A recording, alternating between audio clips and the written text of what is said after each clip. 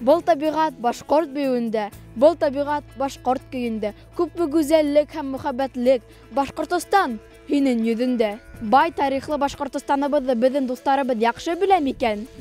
54 район һәм 21 кала. Бик күп район һәм кала бар. Баймак районы, Тәмәс авылы. Баймак районы, Мортаза Рахимов. Минең Мортаза Рахимов. 4 миллион кеше яшәй. 4 миллиондан ашау. Безнең дусларыбыз Афарин Башкортстанды яхшы беләләр. Ә безнең республика тарихи урыннарга ла бик бай. Әйдәгез бернисәү белән танышайык. Дуслык монументы Башкалабыздагы иң истәлекле урыннардан береһе.